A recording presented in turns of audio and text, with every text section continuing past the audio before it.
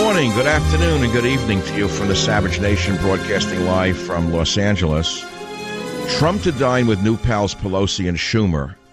So I didn't know whether to open the show with Masterpiece Theater or The Godfather. I figured I would mix the two together, since I'll let you figure out who the music applies to. This is very interesting to me. Trump to dine with new friends Schumer and Pelosi. Now, many of you will say, that's great. That's just great, because that's what Ivanka wanted, and that's what most Democrats wanted. It's not what the conservative base would like to see. They'd like to see both Pelosi and Schumer in prison. But since the base has been used as a footstool to get where they are, they don't need you anymore. They've done the calculation, and they figure they can lose 30, 40% of you and gain 34% or more, if not more, from the middle, and you can do what with yourself? Figure it out. In other words, it's politics as usual. We didn't elect a businessman. We elected a politician. And we're going to find out what part of the agenda we get as the politician emerges who we didn't know existed. It's politics as usual, so he's dining with his new pals, Pelosi and Schumer. And, of course, you know what Schumer and Pelosi want, don't you? You haven't figured it out yet? Well, Schumer doesn't want a border wall, but he wants the DREAM Act and Obamacare fixed. I wonder what Pelosi wants. So tonight, Schumer is going to demand open borders, no border wall, and he wants the DREAM Act, which means, I just love the word dreamers. Of course they're dreamers. Wouldn't you be a dreamer if you were taking away resources that were not yours? Wouldn't you be a dreamer if you were stealing resources, scarce resources at that were there for American children, not for children who didn't belong here to begin with? I know it sounds harsh, but let me tell you something. We're in a sinking lifeboat, and there's only so many people who can fit in that sinking lifeboat. You keep bringing people on that sinking lifeboat, and everyone dies. Is no dummy. He didn't make it. No, of course not. He used the base to become president. Dummy isn't. Yeah, but the DREAM Act, nothing's passed yet.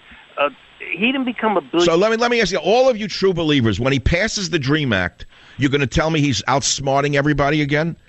When he goes along with Schumer and Pelosi on the DREAM Act, which will happen because Ivanka wants that, what are you going to tell me? Don't you see he's playing quadruple chess, and you don't see that even though he passed the DREAM Act, he really didn't pass the DREAM Act? That's what you're going to tell me? Yeah.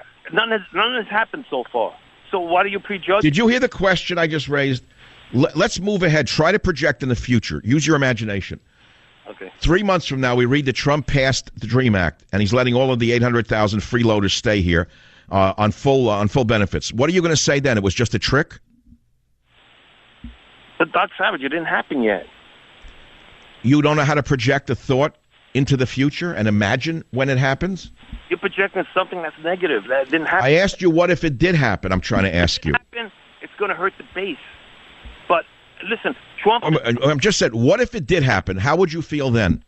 Okay, I would lose... Listen, the dream is... You just can't throw them out of the country, Dr. Savage. Oh, so you're a liberal. You want the dreamers to be given benefits. Listen, you just can't... So why are you pretending that you're a supporter of Trump when you're a phony? I'm a conservative, Dr. Savage. You're nothing. You're a phony. You're a two-talker, a double-talker. You just said you can't throw the dreamers out of the country. What does that make you? It's not. They came here with no fault of their own. Okay? Isn't that sad? So, in other words, throw our own native children under the bus for illegal alien children. Is that what you're saying? Before you do that, put the wall up. You've got to have the border. All right, you know what? This kind of caller, I had a single migraine and I have a double migraine. Thank you very much, but never call the show again. Please, call NPR. A little bit about working together, and I said to the president, the best way he can show some good faith is support the Dreamers bill, supported by Senators Graham and Durbin, bipartisan. Urge that we move it to the floor rather quickly and get it done. No, don't move it to the floor, Chuck. Move it to the toilet. That's where it belongs. Did you hear the audacity of this corned beef eating phony?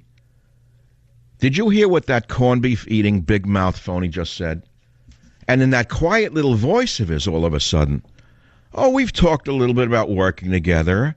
And I said to the president, best way I'll support is support the Dreamers bill. Supported by Senators.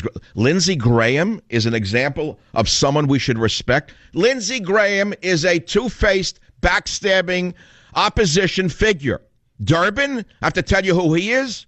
Durbin is known as Turban Durbin. He stabbed the Marines in the back many times verbally. You've heard that. So we're going to use these left-wing fanatics as an example, these open borders cretins? That's his example of showing a little good faith? The best good faith he could show is throw you in jail.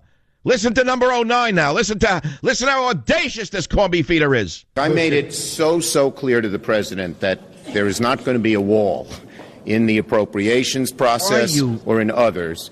And I heard that somebody, I don't know who it was, Mark Short, issued a statement that says we're not going to tie the wall to dreamers. That's a very, very good thing and good progress. I've told him over and over again. At one point he said to me, go easy on the wall. I said no. Now you know who's in charge of the government. You woke up and you found out two of the worst villains in current American political history. And I'll call them villains for a reason. Anyone who's in favor of open borders is a villain as to our sovereignty. Anyone who's in favor of foreign invaders over children in this country who are deprived of those benefits is a villain. I'll go down the list. He said, I made it clear to the president. Now, this is a minority leader, meaning I don't mean minority in terms of his ethnicity. I'm talking about a member of the minority party. They have no ultimate power. The only power they have is the power given to them by the turncoat weakling Republicans who we put in office. That's the only place they get their power from. So this loser, Schumer, is now suddenly running the government. He made it clear to my president that there's not going to be a wall. We didn't elect you, Schumer. You were just diselected. And now you're telling me there's going to be no wall? I think we need a wall around Brooklyn, frankly. I think we ought to build a wall around Brooklyn to keep his ideas within Brooklyn because they don't belong in the rest of America. Let me tell you something, Schumer, that you don't know because you never travel outside of your little Brooklyn area. The rest of America does not want to grant amnesty to dreamers. Do you understand why? It's not that they're all members of the Ku Klux Klan. It's because they know what benefits have gone to the dreamers. Let me spell it out for you in dollars and cents, Schumer, something you know very well since you get all your money from big Wall Street brokers and big Wall Street brokerages. Every dime that comes to you comes from gigantic Wall Street houses. Now you act like you're for the little guy because in New York City, the politics are run by illegal immigrants. Everybody knows there'd be no Governor Cuomo and there'd be no Senator Schumer were it not the votes of the illegal aliens. I will go to the bank with that statement. If the illegal aliens had not voted, there would be no Chuck Schumer as senator. The average American taxpayer despises this man. And now he's telling us that he's controlling the president. And you're telling me that this compromise with Schumer is good for America? Then what is America? This executive order